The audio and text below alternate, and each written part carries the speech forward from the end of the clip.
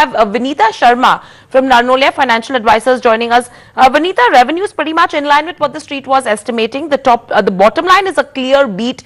We were expecting 275, that's coming at 381. It's a beat to the tune of almost 100 crores. And if you see on the margin front as well, the way the other expenses have gone down, the way the raw material cost has gone down, it seems it will be a beat on the margin front as well. Your first take on the number. The stock has spiked almost 9% right now.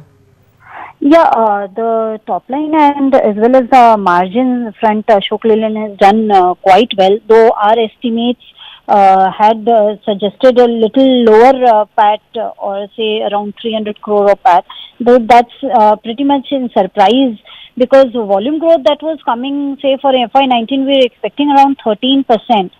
So, I mean, the volume growth is not there. So, it's all, the operating leverage or the margin benefit has flown down to the, from EBITDA till the PAT level, which looks very encouraging, I would say. Do you expect this kind of growth to continue? Because the major concern area has been the MHCV segment. LCV has shown you good volume growth during the quarter. However, LCV was down around 16.5%, and that was the only business, segment that has, played spoil sport. What's your expectation on that front? So, we're not expecting this kind of a margin bump up going ahead, because 9.5, 10% sort of a EBITDA margin would be, sustainable, because already, as you said right now, that LCV is gaining traction and there is a shift in demand towards a lower tonnage vehicle because of the Excel norm and stuff like that. So I think because of that, the product mix would be not favorable towards the margin. So I think we need to have more clarity from the management, as in how, and especially on the other expenses side, how that has been able to help the company for the margin improvement. Right. In fact, Vineeta, if you see the margin number, 10.3% is where the margin has come in at versus an expectation of 9.1%. So again, it is a double-digit number, slightly lower versus the previous quarter at 11%. But still, in terms of expectation, a good margin number coming in that front.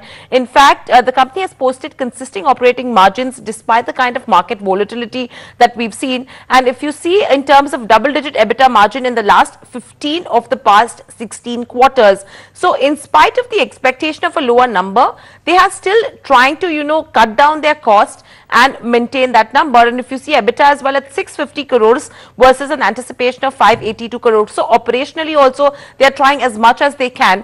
Do you think this is going to be something that will be acting in their favor? Yeah, definitely, because entire auto space, if we see, the margin is good. That is one problem that the entire auto sector is facing. And in this scenario, when Ashok Leyland posts a margin bump up or against the expectation that we had around 9.5%, so that certainly is a good thing. But how sustainable this would be, because going forward, the kind of product mix that it is having, or growth of LCV will be more. So I'm not very sure on how this margin will be sustainable. And definitely, if we see the other expenses, efficiencies that has played in favor of Ashok Leyland.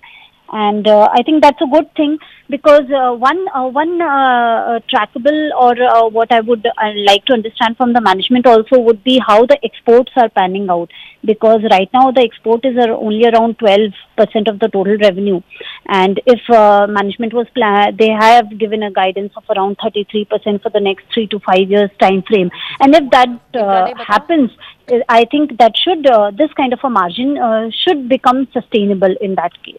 Right, margin should become sustainable in that case. However, if you go to see, the margins are almost at a 5 to 6 quarter low as we speak. But let's welcome in Gaurang Shah as well. Gaurang, your first take. Top line, bottom line clearly beat estimates. The bottom line has beat estimates. Margins have beat estimates.